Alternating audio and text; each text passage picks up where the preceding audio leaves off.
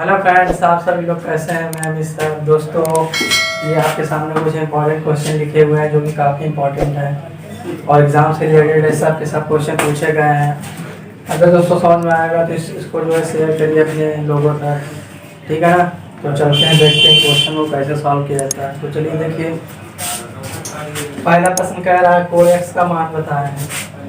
Code x की value क्या होती है। हाँ, कोड टी वी ए बताएं। कोड टी वी ए बोल रहा है, टी वी ए।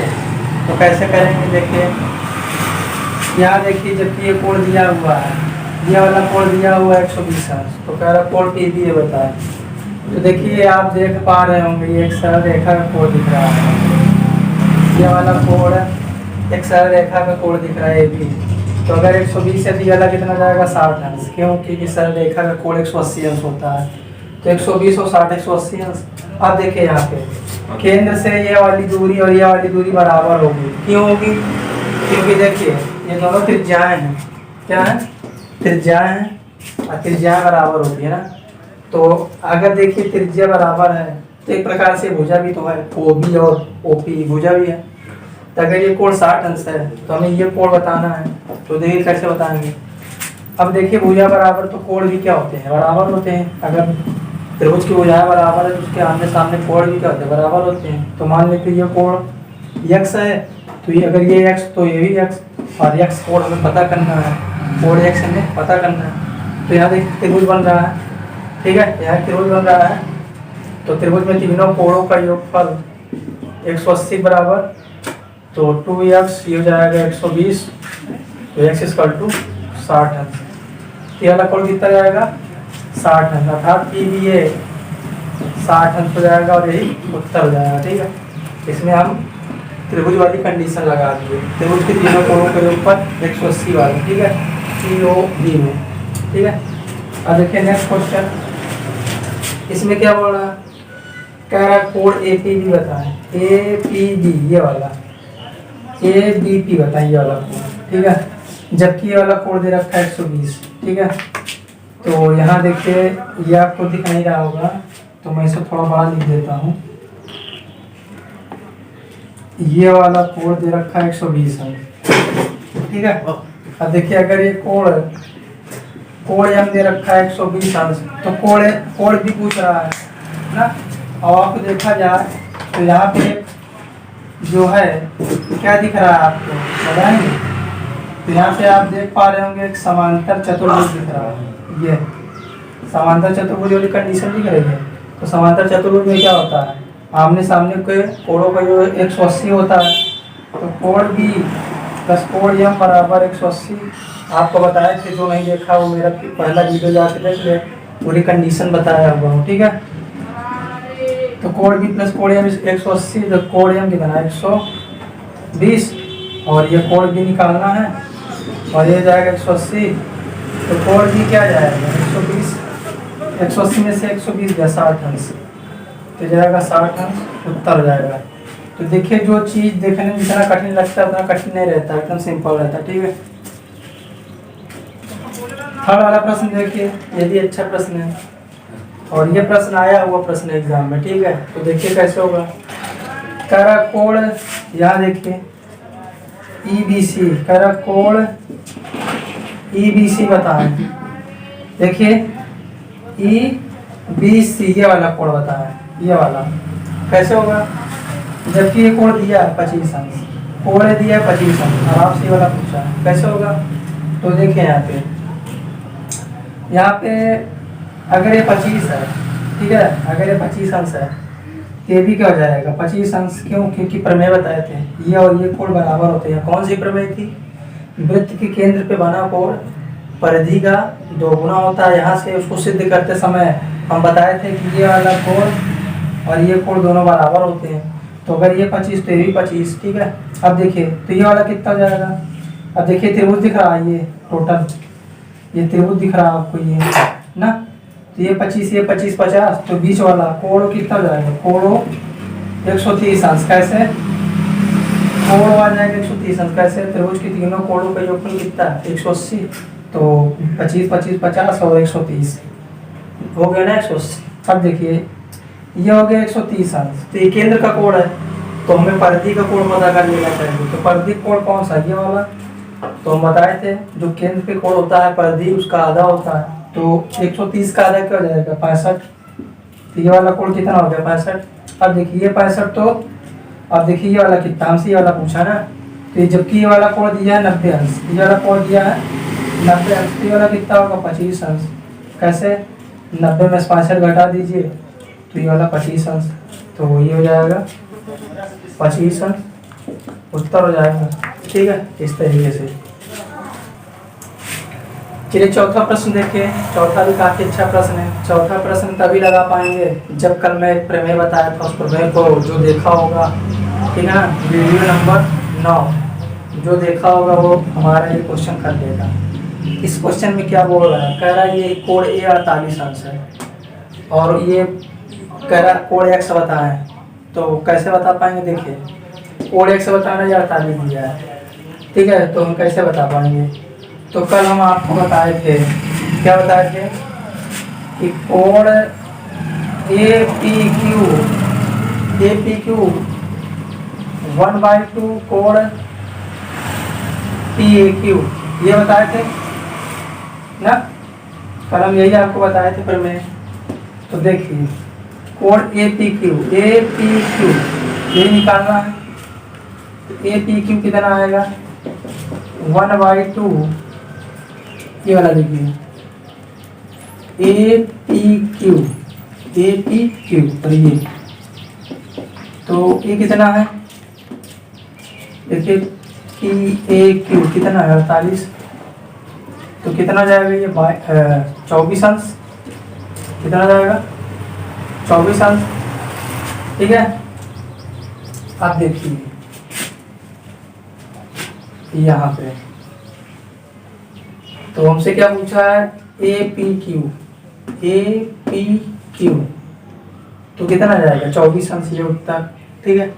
अगर आपसे पूछ लेता है ये वाला कोण होता है, ये वाला, ठीक है, ये पूछ लेता कोण QOP बताएं, QOP बताएं कितना होगा। तो देखिए 24 आ गया ना, और ये वाला इंट दे रखा है कि ये वाला 90 अंश है, तो ये 90 अंश, तो ये भी 90 अंश कल बताए थे टोटल। तो बताइए कितना कम पड़ रहा है 90 अंश में, तो आप 90 में से 24 घटा दीजिए तो 56 अंश। तो ये वाला कितना होगा, कोण QOP कितना हो जाएगा, 56 अंश हो जाएगा, और ये क्या हो जाएगा, उत्तर हो जाएगा, ठीक है। अगर ये पूछता तो डायरेक्ट आंसर आ गया, अगर ये वाला पूछता तो हम हिसाब लगा के बता देते ना। ये कल प्रमेय बताई थी ये वाली, तो प्रमेय बहुत ही जरूरी है, ठीक है, समझ में इस तरीके से हम लोग कर पाएंगे। क्वेश्चन नंबर 5 देखिए, ये भी अच्छा प्रश्न है। दिमाग लगा के थक जाएंगे तब भी नहीं काम कर पाएगा दिमाग, तो हम आपका दिमाग काम करवाते हैं। देखिए यहाँ देखिए ध्यान से, CAO दिया 34 और आपसे पूछा CBO बताएं ना, सॉरी CBA बताएं, ये पूछा है। तो देखिए ये 34 है, ये भी कितना होगा 34 अंश होगा, क्यों, क्योंकि वृत्त की त्रिज्याएं बराबर होती हैं, ठीक है। ये वृत्त की त्रिज्या है, ये केंद्र है और ये त्रिज्या है, OC और OA, वृत्त की त्रिज्या बराबर होती है। तो एक प्रकार की त्रिज्या ये देखा जाए तो त्रिभुज की भुजा ही है, ठीक है। अगर ये 34 तो ये भी 34, ठीक है। अब देखिए कल हम आपको बताए थे अर्धवृत्त पे बना कोण समकोण होता है 90 डिग्री का, तो 90 में से 34 हो गया है, तो कितना बचा 56 इधर वाला। अब देखिए अगर ये 56 तो ये भी क्या हो जाएगा 56, कैसे, क्योंकि ये भी तो त्रिज्या है और वृत्त की त्रिज्याएं चारों तरफ से बराबर होती है। अगर केंद्र से खींचा गया है तो अगर 56 तो ये भी 56, क्यों, क्योंकि त्रिज्याएं बराबर होती हैं। त्रिज्या क्या है, भुजा है त्रिभुज की। और यहाँ देखिए त्रिभुज ही तो बन रहा है, ये देखिए ये त्रिभुज ही तो बन रहा है एक प्रकार से, ये तो त्रिभुज की दोनों भुजाएं बराबर है, तो कोण भी आपस में क्या होंगे, बराबर होंगे। तो यहाँ 56 अंश हो जाएगा आंसर, और बाकी दिमाग लगाते रह जाएंगे तो कभी भी नहीं कर पाएंगे।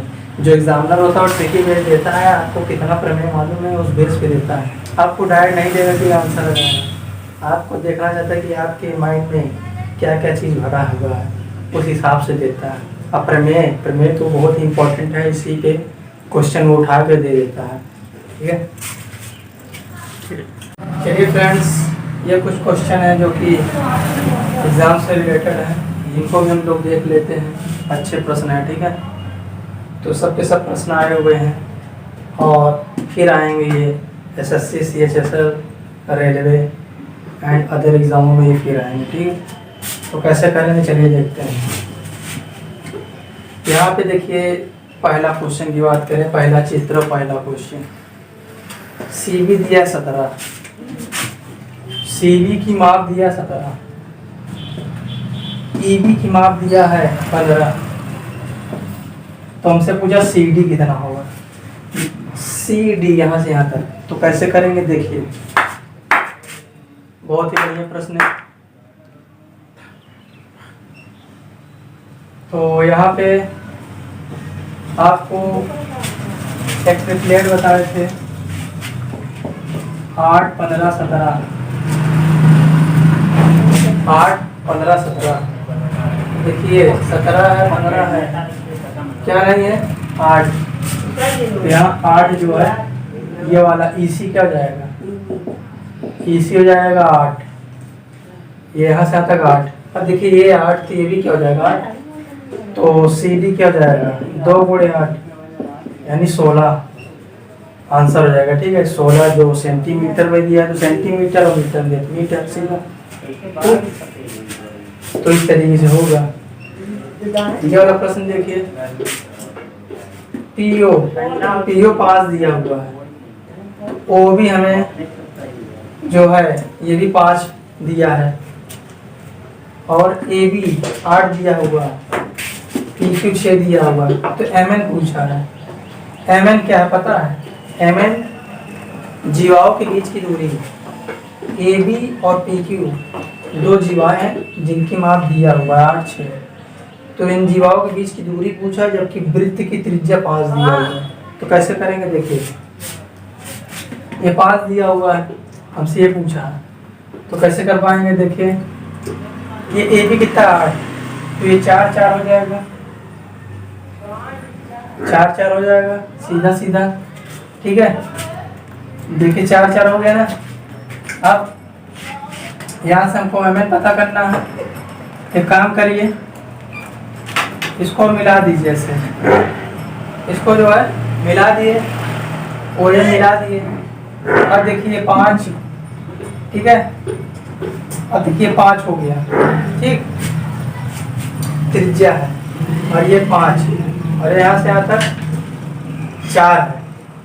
तो देखिए आपके पास ट्रिपलेट बन रहा है 3, 4, 5। ये यहाँ देखिए 4, 5 और ये वाला 3। यहाँ से यहाँ तक की तो लंब वाली दूरी पता चल गई 3। ठीक है, अगर ये त्रिज्या ये वाली त्रिज्या 5 है, ये वाला भी क्या हो जाएगा 5 ही होगा, क्योंकि त्रिज्या बराबर होती है। ठीक है, उससे कोई दिक्कत नहीं है। अब यहाँ देखिए PQ कितना दिया है 6, तो 3, 3 हो जाएगा ना। इसको भी यहाँ से मिला दीजिए, वैसे ये वाला कोई मतलब नहीं बनेगा इसको मिलाने से। ठीक है, इस वाले को मिलाने से कोई मतलब नहीं बनेगा, इसको मिला दीजिए जो हमको काम करे। अब देखिए ये 3 है, और ये वाला पूरा 6 दिया था, 3, 3 में डिवाइड कर दिए। अब देखिए अगर ये 4 है, ठीक है, ये वाला 4 दिया हुआ है, तो हमें ये वाली दूरी बताना है ना। तो एक काम करिए, यहाँ से इसको ना मिलाइए, इसको मिला दें तो कुछ काम हो जाएगा मेरा। ये देखिए अब ये 5 है, ये वाला भी क्या हो जाएगा 5 हो जाएगा, OQ 5 हो जाएगा। तो ये 3 है और ये 5 है, ये कितना, ये वाला 4 पूरा का पूरा, और OM दिया है 3 और OM पता चल गया 4। ठीक है, तो हमें इन दोनों के बीच का डिफरेंस चाहिए, यानी MN चाहिए। MN बराबर 4 - 3 = 1, एक आंसर हो जाएगा। ठीक है, इस तरीके से। ठीक है, थोड़ा समझने का प्रयास करिए, वैसे कम समझ में आया होगा। तो रुकिए, अभी फिर से इसको हम समझा देते हैं। पहले अगला क्वेश्चन देख लीजिए। ये प्रश्न क्या बोल रहा है, कह रहा है वृत्त की त्रिज्या बताएं। ये वृत्त की त्रिज्या बताएं यार, कैसे बता पाएंगे? देखिए, जबकि सी डी दिया है 24, सी डी दिया है 24, यहाँ से यहाँ तक का, और ये भी दिया है 10, तो हमें वृत्त की त्रिज्या बताना है। इससे पहले कह रहा है एम एन बताएं, तो एम एन तो बहुत ही आसानी से निकाला है। कैसे, ये देखिए, एम एन के लिए इन दोनों को जोड़ के डिवाइड कर दीजिए, तो 24 + 10 बटे 2, दोनों को जोड़ के 2 से डिवाइड कर दीजिए, तो जाएगा 34, 34 बटा 2 यानी 17। तो बीच की दूरी तो पता चल गई 17, इजी तरीके से। लेकिन वृत्त की त्रिज्या चाहिए, तो हमें दूरी पता चल गई 17, और त्रिज्या निकालना है।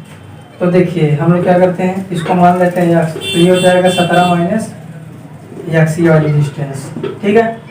और देखिए यहाँ से हम लोग अगर ये लंब है इस पे, तो हम लोग पाइथागोरस प्रमेय लगाते हैं। तो पाइथागोरस प्रमेय क्या है, r का स्क्वायर बराबर, और ये कितना दिया हुआ था 24, तो 12 में डिवाइड हो गया, और ये 10 के 10 5 में डिवाइड हो गया, तो 12 का स्क्वायर प्लस 17 - x का स्क्वायर, ठीक है। अब देखिए दूसरा इक्वेशन क्या बनेगा, आर स्क्वायर बराबर इस वाले में ओ एन ए में एक्स स्क्वायर प्लस 5 का स्क्वायर, इक्वेशन 2। और इक्वेशन 1 और 2 से आप सॉल्व कर लीजिए, तो एक्स की कुछ वैल्यू आएगी, तो 1 हुआ 2 से एक्स की कुछ वैल्यू आएगी, और जब एक्स की वैल्यू आ जाएगी तो 40 में रख दीजिए, 40 में, ठीक है, ये स्क्वायर है, ठीक है, 40 में रख दीजिए, 40 में आंसर आपका 33 आ जाएगा, ठीक है। तो इस तरीके से कर लीजिएगा। तो जब इसको सॉल्व करेंगे दोनों को, तो x = 12 आ जाएगा, ठीक है। अब 12 यहाँ रख देंगे, समीकरण 2 से, समीकरण 2 से जो इसमें रख देंगे r स्क्वायर = 12 स्क्वायर प्लस 5 का स्क्वायर, तो r स्क्वायर = हो जाएगा 169, तो r = 13 सेंटीमीटर हो जाएगा, उत्तर हो जाएगा, ठीक है। अब देखिए, अब डायरेक्ट कैसे करना है एग्जाम में, डायरेक्ट ये ठीक है, वैसे भी काफ़ी लंबा जाएगा, डायरेक्ट भी ठीक है। देखिए डायरेक्ट क्या है, यहाँ देखिए जब 12 दिया हुआ है ना, तो 12 से आप पकड़ सकते हैं, 5 × 13, ये डायरेक्ट मेथड है, 5 12 13, ठीक है। देखिए 12 ये वाली दूरी हो जाएगी 5, ये वाली दूरी हो जाएगी 13, ठीक है। तो 5 12 13 से भी कर सकते हैं, ट्रिपलेट से, ठीक है। जो बड़ा वाला होता है वो कण, और ये वाला हो जाएगा आपका आधार, ये वाला आ जाएगा लंब, ठीक है। इस तरीके से हम लोग कर पाएंगे। रिलेटेड एक ना एक क्वेश्चन एग्जाम में पूछा जा रहा है।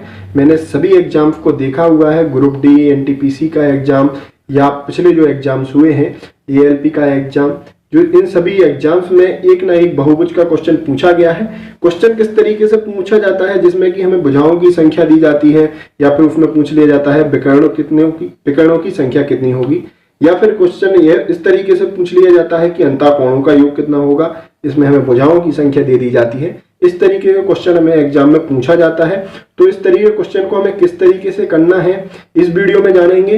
तो वीडियो को शुरू करते हैं। तो हमारे सामने सबसे पहले कुछ बातों को हमें याद रखना पड़ेगा, जैसे कि रहा पहली बात अंतःकोणों का योग, ये फॉर्मूला है, इसको याद करना पड़ेगा आपको। अंतःकोणों का योग का फॉर्मूला है n-2 × 180, इसको आपको याद कर लीजिएगा, ठीक है। उसके बाद दूसरी बात है सभी बाह्य कोणों का योग कितना होता है हमारा 360 होता है, सभी बाह्य कोणों का योग, ठीक है। सभी जो बहुभुज होता है उसके सभी बाह्य कोणों का योग 360 होता है, ठीक है। बहुभुज के बाह्य कोण का मान कितना होगा, ठीक है। यदि बहुभुज का बाह्य कोण कितना होगा ये हमें पता करना है, तो 360 में हम जितनी भी भुजाओं की संख्या दी गई होगी उसका डिवाइड कर देंगे या भाग दे देंगे, तो हमें उसका आंसर मिल जाएगा 360/n, ठीक है। उसके बाद अगली बात है प्रत्येक अंतःकोण और बाह्य कोण का योग हमारा कितना होता है 180 होता है, ठीक है। अंतःकोण और बाह्य कोणों का योग कितना होता है 180। यदि आपसे ये पूछ लिया जाए अंतःकोण कितना है तो 180 में से बाह्य कोण घटा दिया जाए, ठीक है, तो आंसर आ जाएगा। और बाह्य कोण पूछ लिया जाए तो 180 में से अंतःकोण घटा देंगे तो आंसर आ जाएगा। उसके बाद आते हैं हम विकर्ण। विकर्ण के लिए भी फॉर्मूला है, ठीक है। बहुभुज के विकर्ण की संख्या कितनी होगी, ये फॉर्मूला रहा n × n-3/2। यहाँ n एक भुजाओं की संख्या है, ठीक है, भुजाओं की संख्या है। बहुभुज होता किस तरीके से है, जैसे कि ये बगल में बना हुआ है, ये कि ये चतुर्भुज है, ठीक है, 4 भुजाएं हैं इसकी, 1 2 3 4 भुजाएं हैं, 4 कोण है तो ये चतुर्भुज है। अगर 3 भुजाएं होती है त्रिभुज होता है, 5 भुजाएं होती तो पंचभुज होता है। इस तरीके से बहुभुज होते हैं। तो हम आते हैं क्वेश्चन पे। क्वेश्चन किस तरीके से एग्जाम में पूछा जाता है वो हम देखते हैं। तो हमारा पहला क्वेश्चन रहा बहुभुज। बहुभुज का अंतःकोण 140 डिग्री है, तो बहुभुज की भुजाओं की संख्या हमें ज्ञात करनी है। इस तरीके से क्वेश्चन हमारे सामने पूछा जाता है, ठीक है। तो पहला क्वेश्चन है, तो हम इसको किस तरीके से करेंगे, मैंने आपको फॉर्मूला बताए हुए हैं, ठीक है, उसको मेरे को यहां रखना है बस मात्र, ठीक है। तो हमें यहां क्या दे दिया गया, अंतःकोण दे दिया गया, ठीक है। तो हमें क्या पता है, अंतःकोण प्लस बाह्य कोण का योग कितना होता है हमारा 180 डिग्री, ठीक है। अंतःकोण और बाह्य कोण का योग हमारा 180 डिग्री होता है। तो अंतःकोण हमें दे दिया गया है कितना, अंतःकोण हमें दे दिया गया है 140 डिग्री, 140 डिग्री प्लस हमसे बाह्य कोण का हम पता कर लेते हैं यहां से, ठीक है। तो हमें पता चल जाएगा बाह्य कोण क्या होगा। तो हमारा बाह्य कोण आ जाएगा कितना 180 डिग्री माइनस 140, तो 40 डिग्री आ जाएगा। तो बाह्य कोण आ गया हमारा 40 डिग्री, ठीक है। यदि हमें बाह्य कोण पता चल गया तो हमें क्या निकालना है, अब भुजाओं की संख्या, ठीक है। तो हम इसको कैसे निकालेंगे, ठीक है। अब भुजाओं की संख्या बराबर क्या हो जाएगी, भुजाओं की संख्या के लिए मैंने फॉर्मूला आपको बताया है, 360 में हम डिवाइड कर देंगे 40 से, ठीक है। इसको जब डिवाइड कर देंगे तो कितना आ जाएगा, 0 से 0 कट जाएगा, 9 बार भाग चला जाएगा, तो 9 भुजाओं की संख्या हो जाएगी, तो 9 हमारा आंसर हो जाएगा, ठीक है। दोस्तों समझ में आया अंतःकोण। यदि हम बाह्य कोण का पता कर लें तो हम आसानी से भुजाओं की संख्या निकाल सकते हैं, ठीक है। तो हमने 360 में 40 का डिवाइड कर दिया, 9 हमारा आंसर आ गया जो कि भुजाओं की संख्या होगी। यहाँ पे अंतःकोण और बाह्य कोण का योग कितना होता है 180 डिग्री होता है, ठीक है। हमारे पास अंतःकोण दिया गया था, बाह्य कोण मैंने निकाल लिया, ठीक है। उसके बाद आते हैं नेक्स्ट क्वेश्चन पे। नेक्स्ट क्वेश्चन में और अच्छे से समझ में आएगा दोस्तों। उसके बाद है नेक्स्ट क्वेश्चन हमारा नियमित षटकोण का प्रत्येक अंतःकोण क्या होगा, ठीक है। अब हमसे अंतःकोण पूछ लिया गया है, ठीक है। तो हमें फॉर्मूला याद है, हमें 360 अंतःकोण बराबर, ठीक है,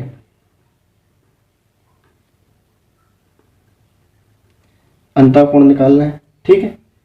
अब क्योंकि हमें अंतःकोण निकालना है तो हमारे पास सबसे पहली बात एक इसको बता दूं, बाह्य कोण बराबर क्या होता है हमारा 360 बटे n, ठीक है। ये हमारा फॉर्मूला होता है, ठीक है।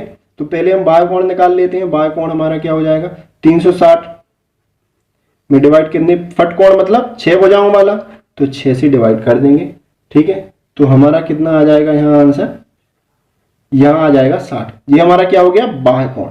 अगर हम अब निकालना क्या है अंतःकोण, क्योंकि मैंने आपको बताया था बाह्य कोण अंतःकोणों का योग कितना होता है 180 डिग्री, ठीक है। तो बाह्य कोण हमारा इतना है, तो अंतःकोण कितना हो जाएगा 180 माइनस 60 बराबर अंतःकोण हमारा कितना हो जाएगा 120, और ये हमारा आंसर हो गया, ठीक है। तो अंतःकोण हमसे पूछा गया था, ठीक है। तो डायरेक्ट आंसर हमारा क्या हो गया 120 डिग्री हमारा आंसर हो गया, ठीक है। बाह्य कोण पहले मैंने बाह्य कोण निकाल लिया, ठीक है, तो 60 डिग्री आ गया था। उसके बाद अंतःकोण निकाल लिया, 180 में से 60 घटा दिया तो आंसर आ गया। अगला क्वेश्चन थोड़ा घुमाने वाला क्वेश्चन है दोस्तों, ठीक है, इसको हम करते हैं, ठीक है। क्वेश्चन क्या है, यदि बहुभुज का अंतःकोण नियमित पंचकोण का एक अंतःकोण 5/6 गुना है तो बहुभुज की भुजाओं की संख्या हमें निकालनी है, ठीक है। पंचकोण में भुजाओं की संख्या कितनी होगी दोस्तों 5 होगी भुजाओं की संख्या। तो हम इसके बारे में अगर हम बात करें तो बाह्य कोण क्या हो जाएगा, पंचकोण का बाह्य कोण क्या हो जाएगा, पंचकोण का बाह्य कोण क्या हो जाएगा। ठीक है, सीधी सी बात है, 360 में 5 से डिवाइड कर देंगे। ठीक है, तो हम डिवाइड करेंगे तो हमारा कितना आ जाएगा, 72। 72 हमारा बाह्य कोण हो गया। तो आंतरिक कोण क्या हो जाएगा, अंतः कोण क्या हो जाएगा हमारा 180 में से, ये हम अभी पंचकोण के बारे में बात कर रहे हैं, 72 घटा देंगे तो हमारा कितना आ जाएगा 108 डिग्री। ठीक है, ये पंचभुज का हो गया। ठीक है, अब वो हमसे क्या कह रहे हैं, क्वेश्चन को पढ़ते हैं। पंचकोण का 5/6 गुना है क्या, अंतःकोण बहुभुज का। ठीक है, तो हम इसको क्वेश्चन के अनुसार चलते हैं। तो देखो 108 का 5/6 गुना क्या है, बहुभुज का अंतःकोण। ठीक है, तुम पहले अंतःकोण, बहुभुज का अंतःकोण हो गया ये हमारे बहुभुज का अंतःकोण हो गया। अंतःकोण 108 को मैं गुणा कर दिया 5/6 से। ठीक है, इसको हम काट देंगे तो हमारा कितनी बार जाएगा, 6 एकम 6, 6 6 36, 6 7 42, 6 8 48। इसको जब इससे गुणा कर देंगे तो हमारा आएगा 90। ठीक है, अंतःकोण हमारा कितना हो गया 90। तो बाह्य कोण निकालना है हमें बहुभुज का पहले अब बाह्य कोण निकाल लेंगे। बाह्य कोण निकाल लेंगे तो भुजाओं की संख्या निकल आएगी, सॉरी है भुजाओं की संख्या निकालनी है। तो बाह्य कोण हमारा कितना हो जाएगा, 180 में से 90 हमने घटा दिया तो हमारा 90 आ गया। ठीक है, तो हमें भुजाओं की संख्या क्या हो जाएगी, भुजाओं की संख्या कितनी हो जाएगी, की संख्या निकालने के लिए हम क्या करते हैं, 360 में डिवाइड कर देते हैं बाह्य कोण से। ठीक है, तो हमारा 0 से 0 कट जाएगा तो 4 हमारा आंसर हो जाएगा। तो हमारा आंसर क्या हो गया 4। तो भुजाओं की संख्या कितनी हो गई 4। सबसे पहले आप बता देते हैं दोस्तों किस तरीके से मैंने सॉल्व किया सवाल को। ठीक है, तो हमें क्या दिया गया था, पंचकोण। पंचकोण के हमें बाह्य कोण निकाल लिया सबसे पहले, तो 72 आ गया, 5 से डिवाइड कर दिया क्योंकि पंचकोण में 5 भुजाएं होती हैं। ठीक है, उसके बाद मैंने अंतःकोण निकाल लिया, 180 में से 72 घटा दिया। ठीक है, जो क्वेश्चन के अनुसार पूछा गया था वो ठीक है, उसको मैंने सॉल्व किया यहाँ से। 108 का 5/6 गुना था। ठीक है, तो मैंने इससे गुणा कर दिया, 6 से भाग दे दिया तो यहाँ 18 का 18 का 5 गुणा किया तो 90 आ गया। तो ये हमारा अंतःकोण था। बाह्य कोण के लिए मैंने 180 में से 90 घटा दिए तो 90 आ गया। भुजाओं की संख्या 360 में 90 का डिवाइड कर दिया तो 4 हमारा आंसर हो गया। चलते हैं नेक्स्ट क्वेश्चन पे। नेक्स्ट क्वेश्चन आपके सामने ये रहा। जैसे ये क्वेश्चन है हमारा, बहुभुज के अंतःकोणों का योग 1260 डिग्री है, तो बहुभुज की भुजाओं की संख्या हमें यहाँ पे निकालनी है। तो हमने फॉर्मूला आपको बताया है n-2 इंटू 180, ये होता है हमारे बहुभुज के अंतःकोणों का योग। तो हमारा ये हो गया फॉर्मूला अंतःकोणों का योग।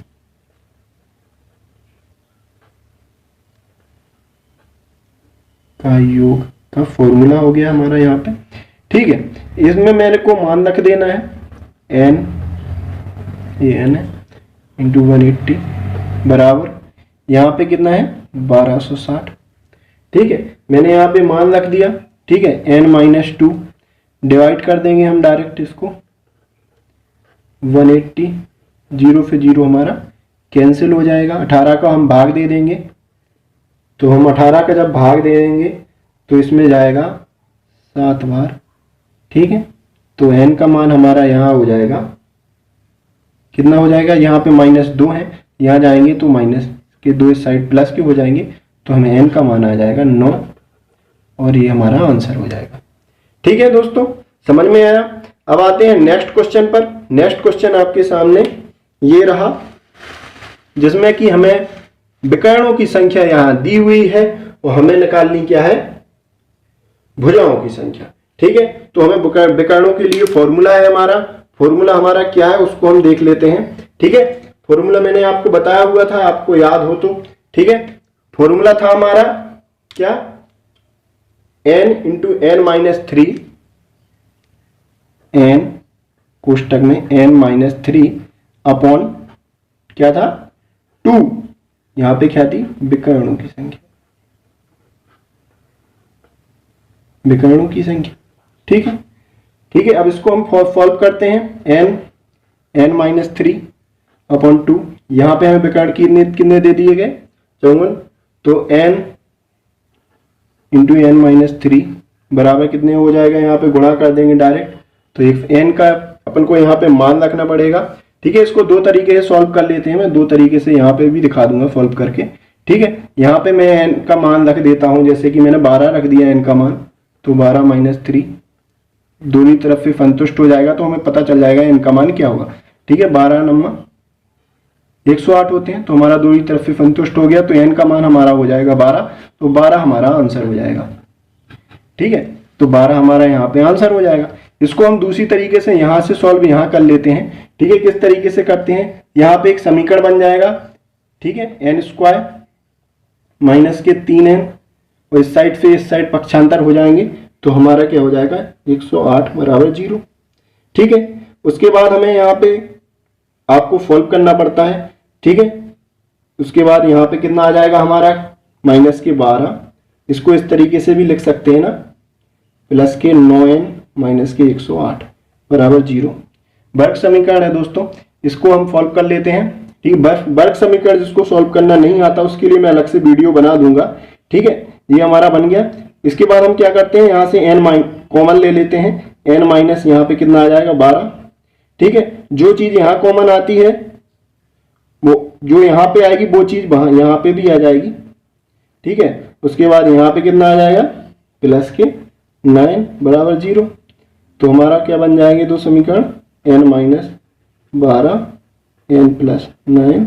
ठीक है, माइनस में तो n की संख्या हो नहीं सकती है, तो इसका मान हो जाएगा हमारा 12, और ये हमारा आंसर हो जाएगा। ठीक है दोस्तों, तो हमारा इस तरीके से सवाल क्वेश्चन एग्जाम में पूछे जाते हैं। और यदि आप एनटीपीसी की तैयारी कर रहे हैं और आपने ट्रिकी मैथमेटिक्स के लिए आप ट्रिक जानना चाहते हैं, तो इस चैनल को ज्वाइन कर लीजिए। आपके लिए इसी तरीके इंटरेस्टिंग वीडियो में लाता रहूंगा। चलता हूं नेक्स्ट वीडियो में। यदि दोस्तों आपने चैनल को सब्सक्राइब नहीं किया हो तो चैनल को सब्सक्राइब कर लीजिएगा और बेल आइकन को भी दबा दीजिएगा, ताकि नेक्स्ट वीडियो के लिए आप तक सबसे पहले नोटिफिकेशन पहुंच सके। चलते हैं नेक्स्ट वीडियो में, धन्यवाद।